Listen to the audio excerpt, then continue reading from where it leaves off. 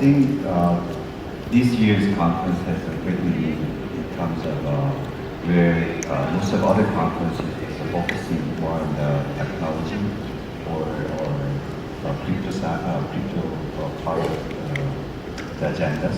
But I'm very glad to see that this year's conference is more focused on the specific agenda, which is data privacy.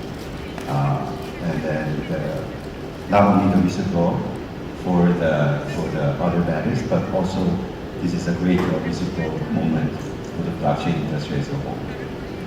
So thanks for coming. And then I'd like to start with our session with like past of the data makers. Maybe Brittany, you can start with our conversation with sharing your experiences, what happens in the Cambridge Analytica, if you can share. Yeah, of course. And I think if we're going to talk about data privacy, first we need to acknowledge the fact that most of us sitting here today are never going to get our privacy back.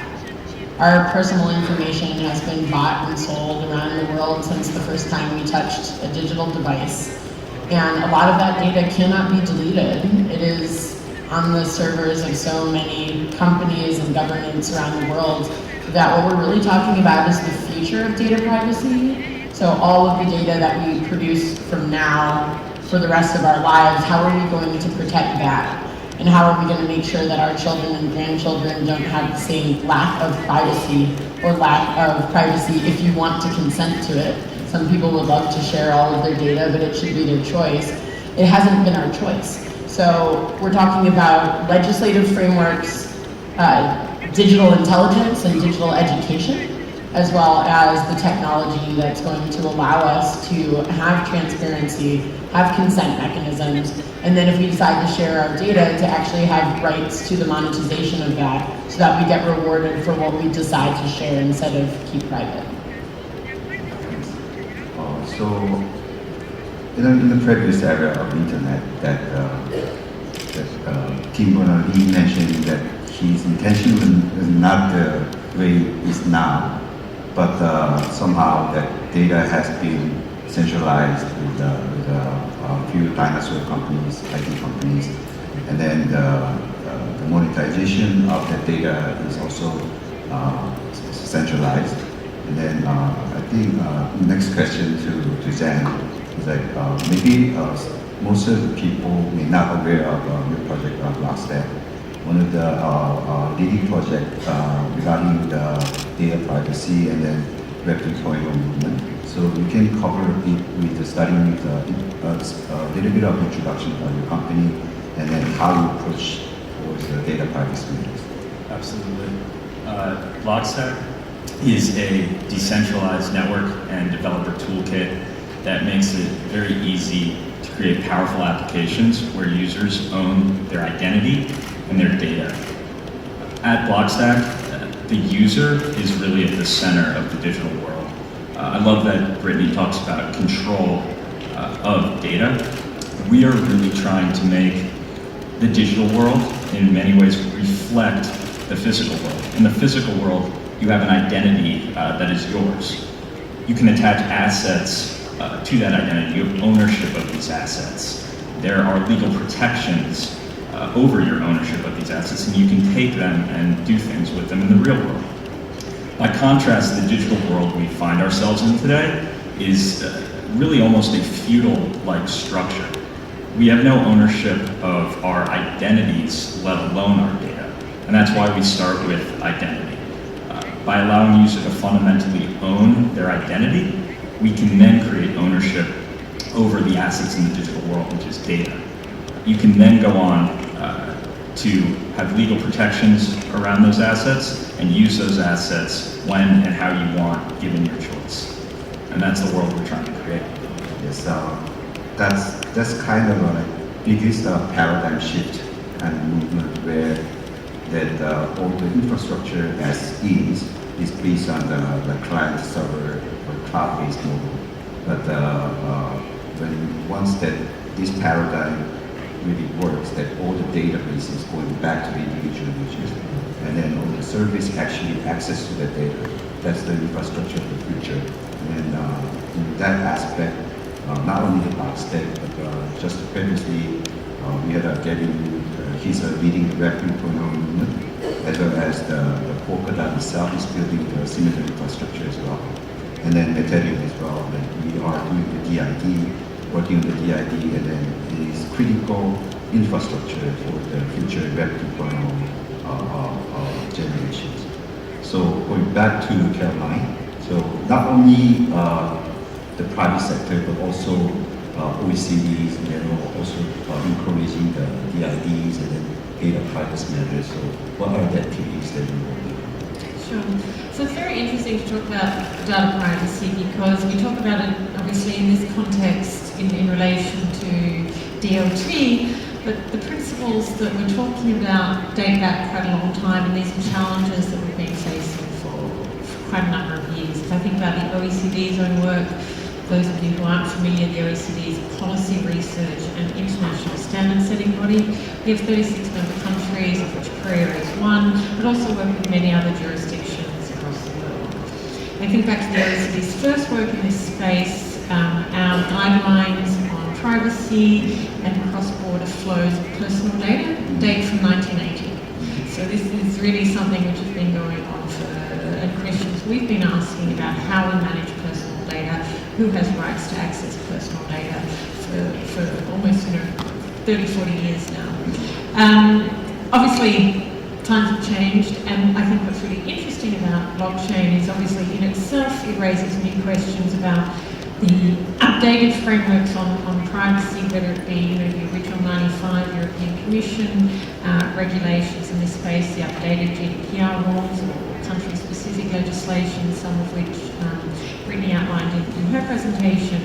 But those are trying to put those same principles into the world that we live in today. And what's so interesting about blockchain is not just, well, how do you make this technology meet those principles, but also the new opportunities for new business models to change our relationship with our data. And that's something, but I think really it's the transition from where we are today to where we will be, and I think we are going in the direction that Zan and Brittany have outlined. But how do we get there?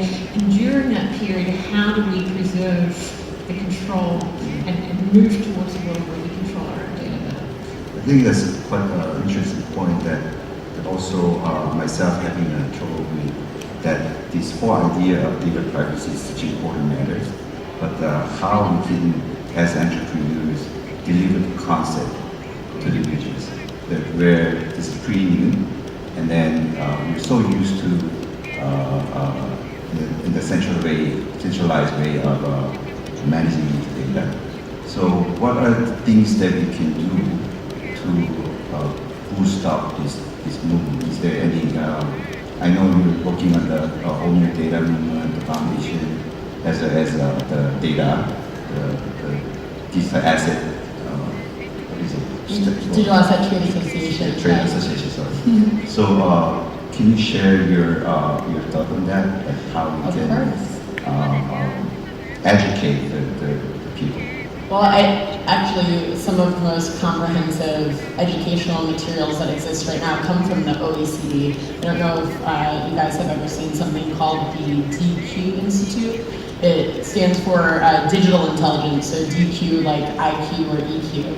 Right? And so how are we going to start bringing up children and also bringing up a society where in companies and in governments, we are being trained to understand our digital lives. I don't think I see a future where kids should be taught how to type and how to send an email without being told every word that you type to send an email to your friend is recorded by the platform that you're using and is being recorded by probably many other companies along the supply chain of you sending that email. And are you comfortable with all the words that you're writing actually being held by these companies? I mean, hopefully a lot of people in this room are creating technologies where that isn't the case, where we could actually send an encrypted email and all of that data isn't being collected by all these different platforms we're using. But I think we should start telling kids, hey, instead of telling your friend who you have a crush on, you might want to say, say in the email, meet me at recess, and I have something to tell you. So it's just kind of flipping that framework for individuals to understand what it means to lead a digital life, what it means to use a platform, what it means to use devices, and how you protect yourself. So, both in the legislative and regulatory work that I do, where I'm sitting down with legislators and regulators explaining to them what are these technologies and how is data collected and how is it bought and sold around the world, and what are the implications that we need to think of in order to put together common sense legislation. At the same time, we need to create comprehensive educational materials that are accessible to everybody. You don't have to be an engineer in order to understand how you can protect yourself. I think that is a big kind of lacking space right now, where unless you are merely a cybersecurity expert, you don't know how to protect yourself and you don't have really easy to use accessible tools. So next is once we talk about data privacy, leverage blockchain technology, that most the latest technology that gets a lot of attention lately is called the DID. So Jen, you're the member of DIF, then can you share the latest the activities on the DIF or DID standardization movement towards this building the data privacy? Absolutely. I was actually just in San Francisco with a number of the other members of the DIF, including Microsoft, and I think we're getting to a point where we have quite an incredible standard in terms of this primitive, which is decentralized identity. And the challenge in front of us now is kind of twofold. The first big one is not technological, it's more social, and it's what Brittany is speaking to in terms of education and legislation, because at the end of the day, if this isn't enforceable in the real world, it only matters to a certain degree.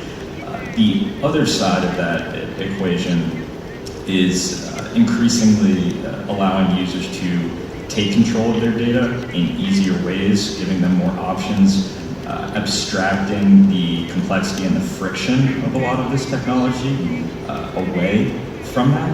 And I think what's important to remember here too is this is important for two reasons, and I think to actually have this world come to fruition, you need to address both of these. One is on the user side, educating users, providing them with easier solutions that enable them to see value in ways that they've never seen before, whether it's monetizing their data or using services with data that they can use across entire ecosystems rather than that being siloed. The other side of this, and Gavin touched on this briefly in his speech, is actually on the companies, the corporate side, the enterprise side, which is showing these companies that data is valuable, but it's also increasingly a liability for these entities that are holding it. I mean, look at Equifax. It's unfortunately one of thousands of examples these days. I think we've become a little numb to the headlines of breaches, and it's showing that this is not just a model that is creating a more equitable digital world for the end user. This is creating a better security model for the internet and for these companies whose lifeblood is there. What we are enabling is a world where, rather than to use the analogy of robbing a home, with Equifax, you pick one lock and you now have stolen the assets of hundreds of millions of people. In this new world, not only can users have a much more equitable existence, but attackers and the nefarious need to rob every single home individually to get the same return. I think it's important to address both of those, and that's why organizations like the DIF have a combination of projects like us who are attacking the problem a little bit more bottom up, as well as folks like Microsoft who are really looking at it as new ways to architect white label solutions. Exactly. So I think that leads to my second question towards you, that whether there's this mutual ground of legacy centralized service providers to transit to the DID-based solutions. I know like BlockStack, one of the core is called Gaia, that the big decentralized database, and then how does it work, and then what would be the neutral ground of legacy systems and then future DID-based services. Yeah, absolutely. So Gaia is our storage layer. What's interesting is it's not actually a storage network. It's more of a routing protocol for how data is stored. The thing I really like about Gaia is it's all about user choice. We don't really believe there's a need to throw away all the incredible infrastructure that's been built up over the last decade or so. We enable users, companies, entities who may be using our technology for their own enterprise solutions to choose exactly where their data is stored.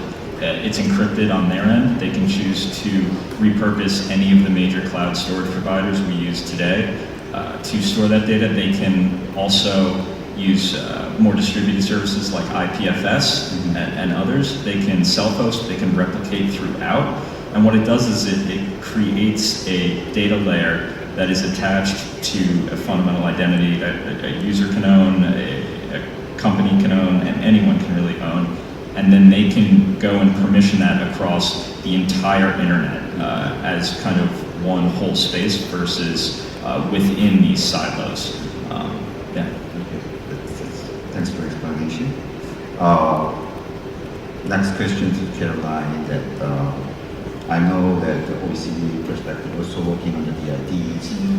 What would be the use cases that you see in the future? For us, I guess there's a couple of interesting things about decentralized identity. One is to look at the new business models that we create and what sort of economic implications we'll see from that. Obviously, we've just gone through a period and we've done a lot of work looking, for example, at platform-based models.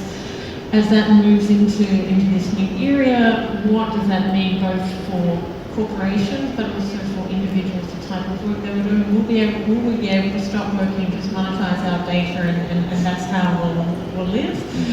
So looking at some of those more macroeconomic questions about the future business models, but also looking at questions like, well, what's the role of government in decentralized identity?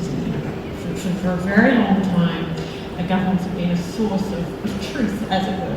The issuer of passport, for example, driver's license, things that people rely on an everyday level to prove who they are, which must necessarily have a link with this idea of decentralized identity, personal data, and storage. Will that still be the case for the future, or are we looking more at indicators of being able to identify yourself through the patterns of your phone use, for example? Will there be something, biometric data? How do all these fit, and what's the role of government in that process? Not just in creating a policy infrastructure in terms of appropriate ways and requirements for managing personal data, but also thinking about government's own role. So I guess the next question is for Brittany. That a couple of days ago we had a discussion about things like the character blockchain itself as has both privacy and transparency, which is quite oxymoron cases. And then what sort of the data has to be protected and what others can be shared so you can leverage the value for the so-called social goods. So any opinions they share?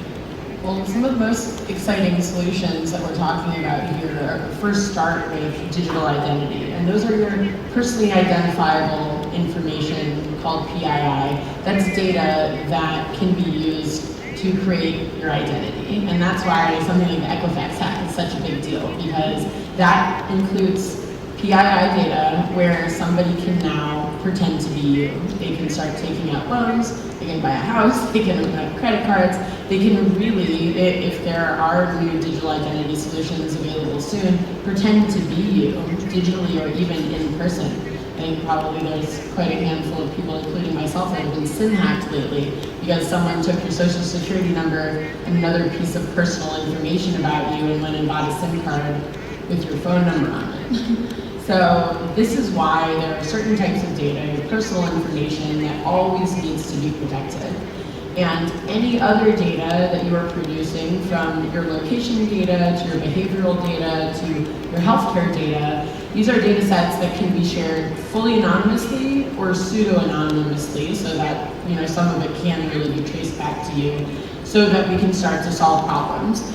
It makes a lot of sense for everyone in this room to think about that there are some data sets that you would choose to keep private. And that should be your complete choice. That full consent should be left to you. And if you want to share other data sets, you should understand who you are sharing it with, for how long they're going to keep it, what they're going to use it for, and you need to be rewarded for that. That's where a lot of very interesting different types of blockchain technology, from simple smart contracting all the way through, platforms that allow fractionalized ownership of data sets, so that you can start to produce data with platforms that are going to provide added value. I think, as I said earlier, if you think about it, some of the biggest problems in this world could be solved if there were more data surrounding that. Right now, most medicines don't work as well on women and minorities because we are not the people that go to medical trials in college. It's young white men, 18 to 35 years old. And so all of the pharma companies actually just have data on those guys. And so medicines are designed for 18 to 35-year-old young white men. And those are the types of issues that we're going to encounter if the entire world just decides to encrypt everything and become private. So while we're at this critical point where there's so much momentum around the conversation between transparency and privacy, we need to understand what is important to keep private and what, if secured and regulated, we could share in order to make a better future for ourselves. So next question to Jen is more related to the slightly tech matters. So one of the other obstacles about the DID is the key management issues. So actually that it's such a fantastic idea that own by own data, but also people has to bear the responsibility of that data, of own data. So but if they lose their keys, and then they cannot recover. So what's the BlockStack's approach towards this key management and the recoveries and DIDs? It's a great question. I think going forward, it goes back to we see an increasing world of user choice.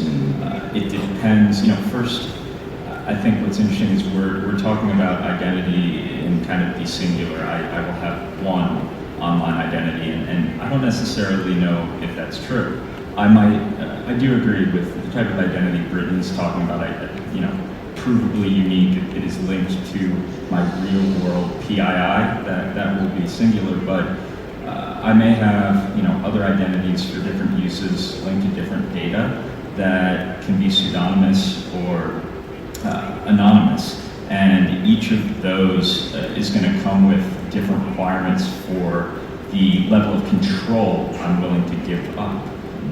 At a high level, someone like myself, with my, background in this space and in studying this, I probably will always be okay with that added friction of wanting to control my seed phrase, my public-private key pair.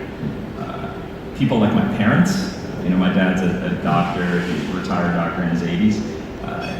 I think he knows the phrase, seed phrase, and that's about it. He's never going to manage that, but that's okay. We're already seeing different solutions and services being created, especially the Argent wallet is one I can think of with this concept of guardians, where they allow the user to maintain custody, but they also allow somewhat fractional custody among a number of different entities that can help with that recovery and abstract away the need to manage some of that friction. And I think we're just going to see that increase, and so it'll depend. I could see myself having identities that I do maintain that friction for, and others where I'm more than fine giving up a little bit of the control. At the end of the day, it's just contextual, I think. So I guess already spent 25 minutes, and then actually there's I think we can have a time for last comments on the data privacy DID if you have, and then we can get some questions from the audience. So is there any comment or things about privacy? Yeah, I would definitely say that this space is moving so quickly that it's really important for everyone here to care about so many things at once. One, you should be educating yourself on all of your privacy protocols, on your own cybersecurity protocols. How can you take care and protect yourself? Secondly, if you are building a company, you should start to think about what are the ethical choices that you can make in your transparent and consensual relationship with your customers. Are you going to tell them how they can take care of themselves, what type of data you're collecting from them, and what are their opportunities to get rewarded for more that they are producing in your platform? And on the legal side, if you have a relationship with your legislators, regulators, or lobbyists, even if you don't, it's quite easy to go online and find their contact information. Tell them that you care. Tell them that new data protection regulations are important to you and that you also support technology entrepreneurs in having their right to develop these types of technologies. Because right now, it's a really key point in time for us to support the blockchain industry and make sure that government doesn't over-legislate and over-regulate us so we don't have the ability to build these solutions. What makes me really excited, especially the past 2 so years I've been at BlockStack, is the rate at which I've seen this social shift towards people increasingly having knowledge about these issues and caring about them. I think certainly in the US, we've heard forever that users don't care about owning their own data. They don't care about data privacy. And I've been a big believer for the longest time that that's not really the case. The case is they feel helpless with no alternatives to actually take control of this. We've seen an incredible amount of progress to actually start providing those alternatives, and I think we're seeing that play out where it's showing people do care about this. They just need common sense alternatives that they can use. And so I think continuing to educate yourself, continuing to support these projects is very important, but what makes me very excited around these concepts of digital identity and data privacy is I think we've reached already a tipping point where you almost can't really say that people don't care about this anymore. This is the fact, and it's more just making sure that the way this plays out is in a way such that people can take control of this in the best possible way and have the best possible options available to them. I'll first just pick up something on Zan was saying there. I fully agree that people do want solutions, and the question I think as well is this sense of helplessness, but also we also see people do want a smooth user experience. So what is that balance, and is the technology at the point yet when you can have a user experience which is comparable? Because we do already have some solutions, and we've seen the market shows that people still highly value a quality user experience. And I think until we get to that point where more data privacy conscious products have an equivalent user experience, the market will show where the demand actually is.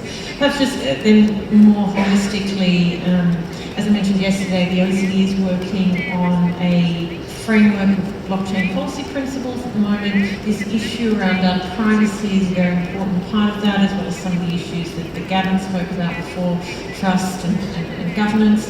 And as well as that, to let the audience here know, we're also doing some work specifically on the OECD standards, which get adopted by our member countries and often by additional countries across the world as well, around data privacy and management to take into account the sort of emerging technology sort of environment that we live in. So keep abreast of that, stay in touch, and please, we seek everybody's input. We really need the industry to be very much involved in those works.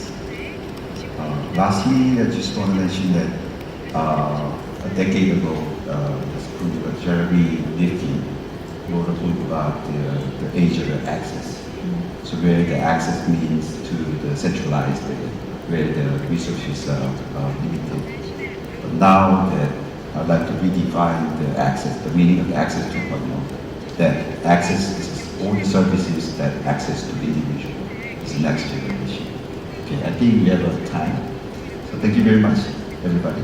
Thanks for listening. Thank you.